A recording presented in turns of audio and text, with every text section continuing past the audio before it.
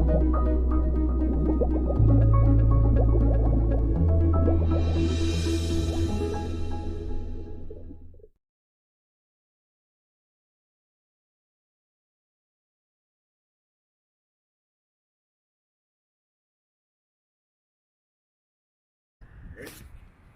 everyone, it's Jason with Backyard Escapes, Kerner Pools Spas. We can talk about some quick tips here on just skimming the surface of your pool and brushing mainly the waterline edges and some of the steps and benches on your fiberglass pool. I generally start with my brush and my telepole again.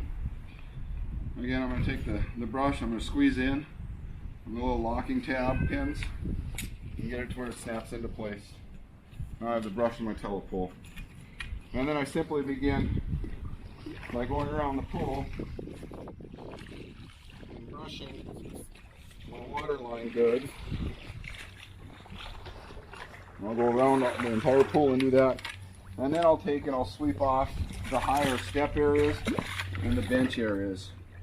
Try to sweep that stuff to the bottom of the pool so I'm not trying to vacuum, you know, these top steps with my vacuum and end up sucking in air and losing prime on my pump. Once I'm done going all the way around my pool, brushing my edges, pushing the steps off, then I like to switch out and put my leaf net on.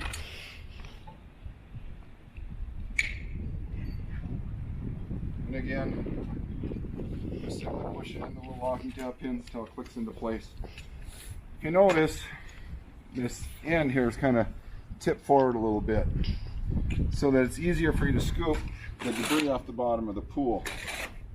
So it's just kind of one of those little handy little tips. But now I'm going to take and I'm just going to start going around catching all the larger surface debris with it.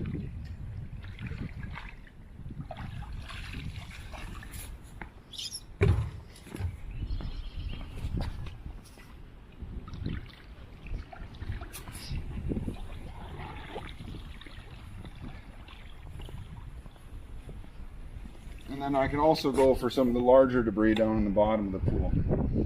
Scoop it up.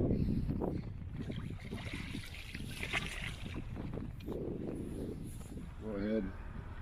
Try to scrape it up again. That way you don't have to worry about that stuff plugging up your vacuum. You scoop the larger debris off. And once you're happy with skimming the surface of the pool and getting all the larger debris with your net, then you can switch out and go to vacuuming. Any other questions, please reach out to us. Thank you.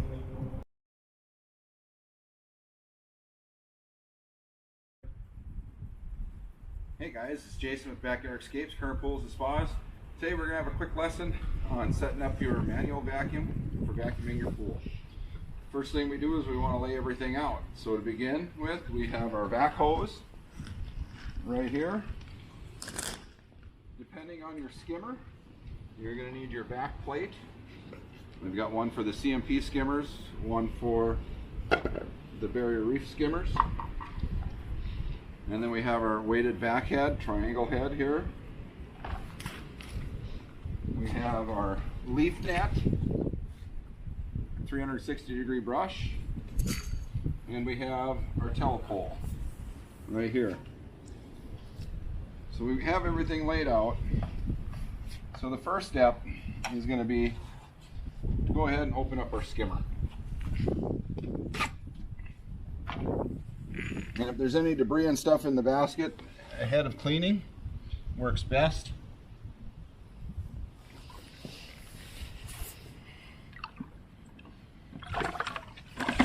To clean it out right away. Back up. We put our basket back in the skimmer.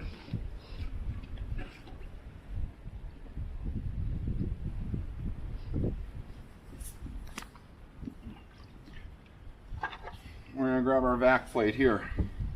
This is for the Waterco skimmers that barrier reef pools have on them. You can see we got a gasket right around this area. There's also a little locking tab right here. So this is designed to go down into the skimmer and lock in place like that. And then to unlock, you pull that tab back and rotate, and it comes out. I don't always like to lock them into the skimmer because once there's a little bit of suction going on it, it's very, very difficult to try to rotate it. I typically just set it down inside the skimmer until I feel it gets a good seal. I know you're always supposed to shut the pump off when you install the plate. I have a hard time doing that sometimes because the plate wants to float back up. So I always keep it on low speed, and we'll talk about adjusting the pump speeds here in a minute. So I'm going to go ahead and take my back plate. I'm going to back up 1 second. If you got the CMP skimmers, the ones that have this back plate, it's got the big foam gasket seal on it. Again, you're going to do the same thing with that and just take and set it down inside the skimmer until it gets a good seal like so.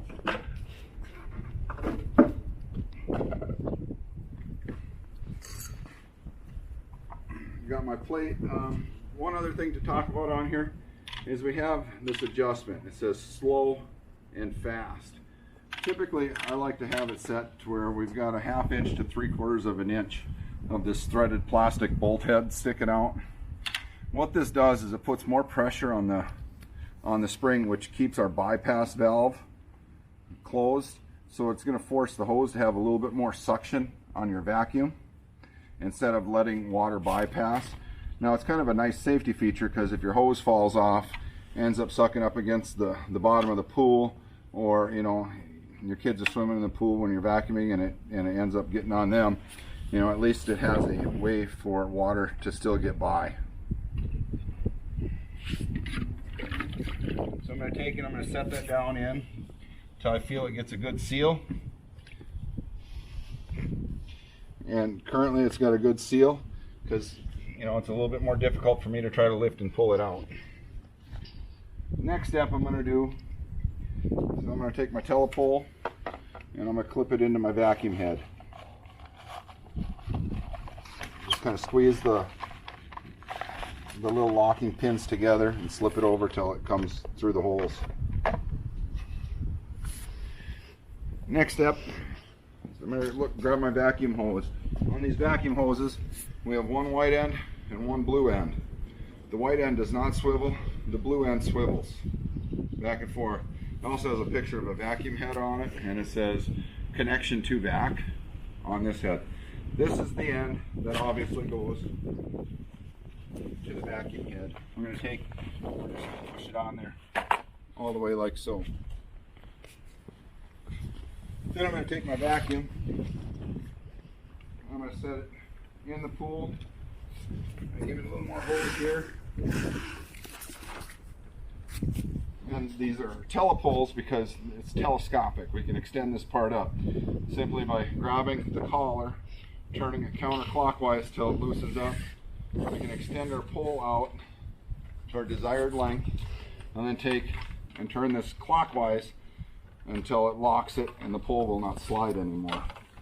I'm going to kind of take my vacuum, kind of lean it into the pool. Next step I want to do is, you know, I can either go back to the automation panel or I can pull it up, the app up on my phone. I don't know if you can get a good shot of this or not, but I am going to go in and connect to the app here, and I'm going to go to features and I'm going to go to pool high. What that's doing is that's increasing my pump speed up so I can get better suction at my vac head. Alright, now I want to prime my vac hose. The reason I want to prime it is I don't want to lose prime at my pool pump. So what priming is, it's getting rid of all the air inside the vacuum hose, so it's all full of water, and so when I hook it up to the vac plate, we don't suck air in, which is going to cause our pump to lose prime, and then we got to go back through the pump priming process. There's also a video that I've done on priming your pump. So I'm going to put all the hose into the pool, and the easiest way I found is to take this end and go find a return jet on the pool, and what you're going to do is you're going to hold it over the return jet, All right, and now you're going to notice the vacuum head is going to lift up and we're going to get bubbles.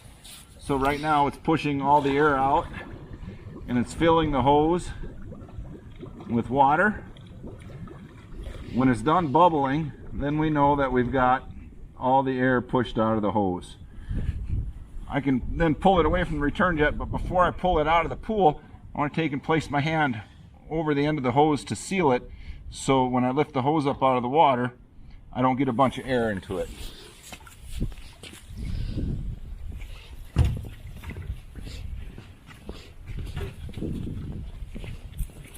I'm going to get next to my skimmer.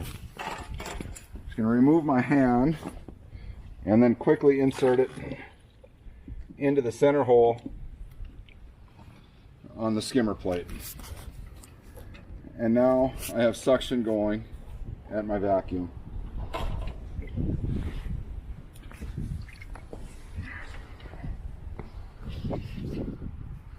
Typically, when I'm vacuuming a pool, I like to start up high, in the shallow end, and then work my way down to the deep end. That's just kind of a tip here on vacuuming. So I'm going to kind of start up on the tanning ledge here. I got some dirt there. Going to vacuum that up. I'm going to take and work my way down.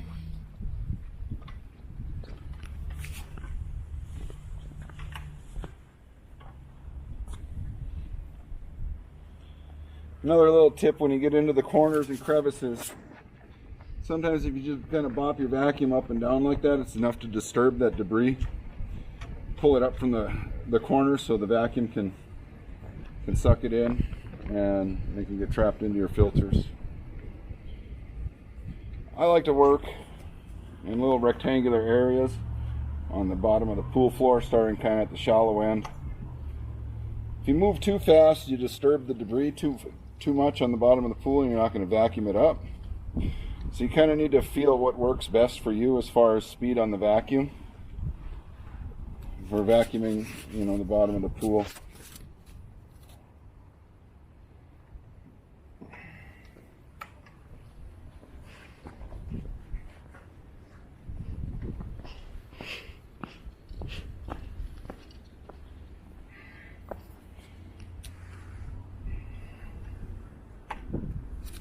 So,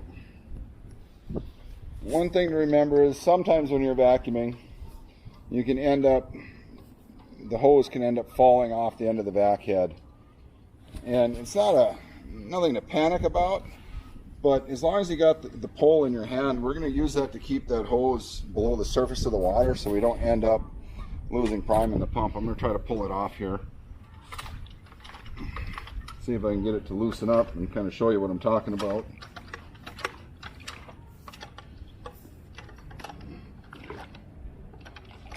Alright, maybe a little more stubborn than I thought it would be.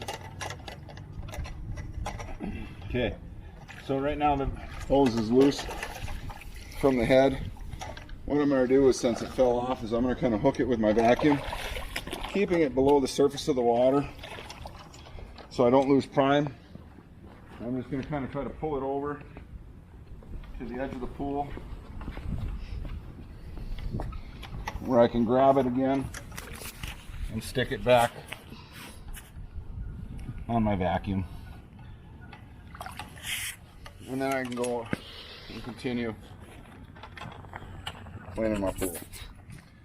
Once you're done vacuuming the pool, you're going to go into your app or go over to your automation panel and take it off a pool high first. What that's going to do is that's going to slow down that suction that's on that vac plate, so it allows you to remove it easier. I'm just going to kind of do it in reverse order, right? We took the pump off high. I can disconnect my vacuum hose.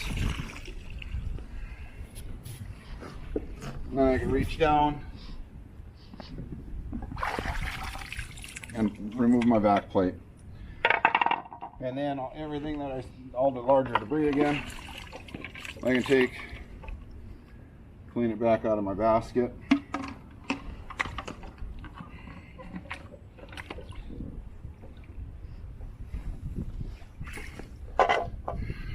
Put my skimmer lid back on and wind up my hose. Quick little tip on winding up the back hose. Some people struggle with it. I'm going to show you the easiest way I found to do it.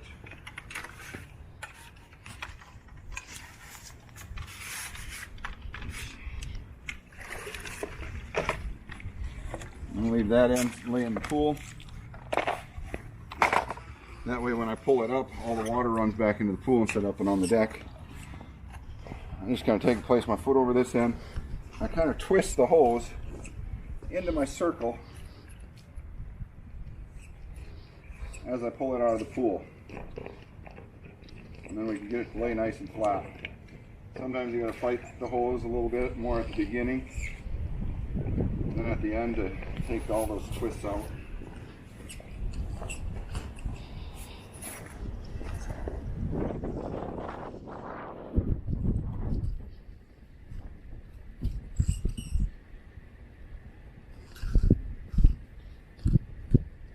And there you go. Thank you.